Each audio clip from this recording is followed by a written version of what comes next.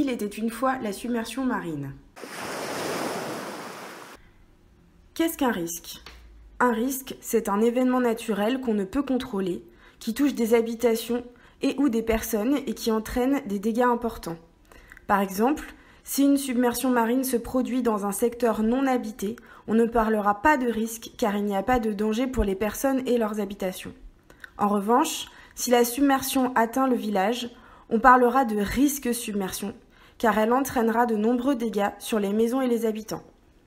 C'est donc un événement d'origine naturelle potentiellement dangereux, mis en rapport avec les maisons ou les personnes susceptibles d'être touchées par l'événement naturel qui forme le risque. Qu'est-ce qu'une submersion marine ? Lors des tempêtes, la mer peut inonder des terres. C'est ce que l'on appelle la submersion marine. Elle survient le plus souvent quand les conditions météorologiques sont très défavorables. De forts coefficients de marée, du vent, de fortes vagues, une dépression atmosphérique, qui est l'augmentation du niveau de la mer due à la montée de l'air chaud dans l'atmosphère. Elle peut se produire de 3 façons différentes. Par rupture, les digues se cassent sous la force de l'eau. Par franchissement, lorsque certaines vagues passent au-dessus de la digue. Par surverse, lorsque le niveau de la mer dépasse la hauteur de la digue. Le risque de submersion sur l'île de Ré. Depuis toujours, les vimères sont chose courante pour l'île de Ré et ses habitants. La mention la plus ancienne, rapportée dans les livres, date de 1352. Le dernier vimère exceptionnel date du 28 février 2010. C'est la tempête Xynthia. Pour ne pas oublier, 58 plaques ont été posées sur l'île de Ré, sur certains murs, sur des potelets en bois ou sur le sol. Elles servent à marquer la hauteur à laquelle l'eau est montée pendant cette tempête. Si la plaque est posée au sol, elle marque la limite de la zone inondée. Ce qui est bon à savoir, le mot raz-de-marée d'origine bretonne n'est pas utilisé pour parler des submersions sur l'île de Ré. Les submersions exceptionnelles sont ici appelées vimères. Et les travaux dans tout ça ? C'est le PAPI de l'île de Ré. Les travaux sont pris en charge par les PAPI. Le PAPI, c'est le programme d'action de prévention des inondations. Ces programmes sont réalisés par les territoires après l'accord de l'État. Ils permettent d'alerter, de surveiller, de connaître et de communiquer, d'agrandir les digues existantes et de construire de nouvelles digues. Sur l'île de Ré, il y a 11 projets de travaux. Les projets emblématiques réalisés. Les travaux sont dirigés par le département de la Charente-Maritime. L'État finance les coûts des travaux à hauteur de 40%, tandis que le département, la communauté de communes et la région participent à hauteur de 20% chacun. La communauté de communes assure également l'entretien et la surveillance des ouvrages. Ses principaux projets emblématiques sont la digue du Boutillon à la Couarde-sur-Mer, la digue en enrochement des Doreaux à Saint-Clément-des-Baleines et la porte du port de la Flotte. La mission littorale est chargée de trouver les moyens de défendre les côtes du département. Les autres projets. Sur l'île de Ré, 11 projets ont été programmés pour réparer et agrandir les digues tout autour de l'île. En plus des 3 projets emblématiques évoqués précédemment, certains sont en cours de réalisation. Le secteur de la fosse de Loie, à Loie et à la Couarde-sur-Mer. Le secteur du centre-ville, à Rivedoux-Plage. Les autres projets sont à venir, notamment le secteur du Fier d'Ars au Port-en-Ré, le secteur du Fier d'Ars à Ars-en-Ré, le secteur de Montamer à Sainte-Marie-de-Ré et le secteur du port à Saint-Martin-de-Ré. Bien que certains travaux soient en cours, tu dois être vigilant. C'est de l'information préventive.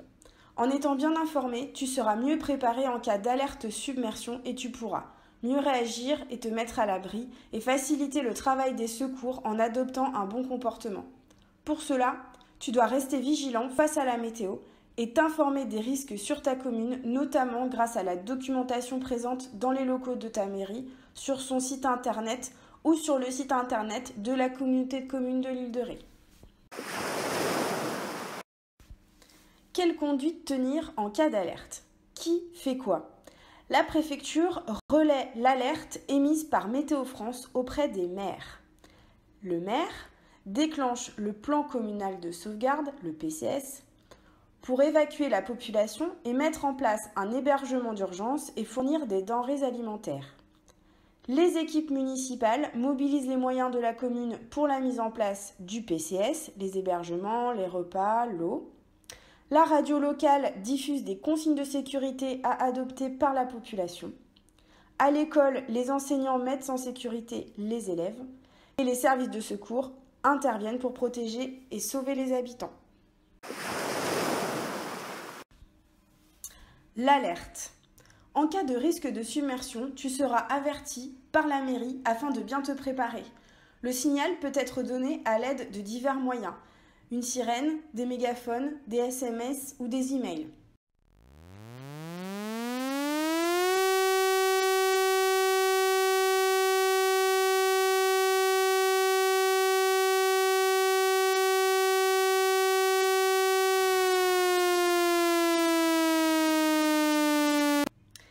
L'alerte nationale par sirène se manifeste par 3 signaux successifs d'1 minute et 41 secondes, avec une pause de 5 secondes entre chaque signal. Lorsque l'alerte est terminée, un signal continu de 30 secondes est émis.